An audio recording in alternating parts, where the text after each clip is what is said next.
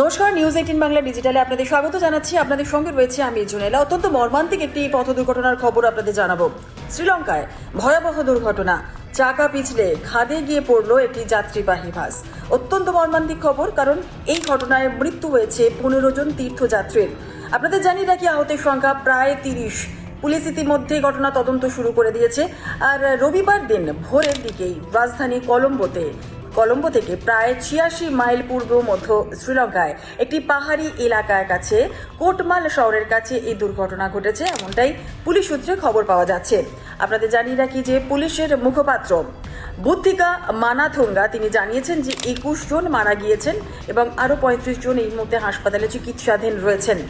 রবিবার সকালেই এই বাসটি কাটরানাগামা থেকে কুর্নেগালার উদ্দেশ্যেই রওনা দিয়েছিল এবং কিছুটা দূরে যাওয়ার পরেই পার্বত্য রাস্তা এবং সেই পার্বত্য রাস্তাতেই বাসটি আচমকা নিয়ন্ত্রণ হারিয়ে গভীর খাদে গিয়ে পড়ে।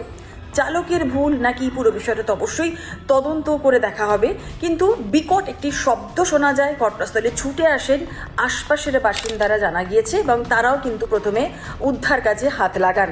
এবং আপনাদের জানিয়ে রাখি যে খবর দেওয়া হয় তারপরে পুলিশের কাছে, কিন্তু ঠিক কী কারণে এই দুর্ঘটনা ঘটেছে এখনও পুরোপুরি স্পষ্ট হয়নি ঠিকই, এবং প্রাথমিকভাবে তদন্ত করা হচ্ছে। পুলিশ মনে করছে যে কোনো রকমভাবে যান্ত্রিক ত্রুটির কারণেই এই দুর্ঘটনায় বাসটি পড়েছিল। যদিও বাসের চালককে জিজ্ঞাসাবাদ করা হচ্ছে, আরও তথ্য জানার চেষ্টা করছেন তদন্তকারীরা। একদিকে যখন এই দুর্ঘটনা, এই পথ দুর্ঘটনা, এর পাশাপাশি আমরা যদি একটু কয়েকটা দিন পিছিয়ে যাই, আমরা দেখব যে কিছুদিন আগে 40 জন যাত্রী নিয়ে শ্রীলঙ্কায় একটি বিমান কোচিনে রানওয়ের লাইটে ধাক্কা খায়।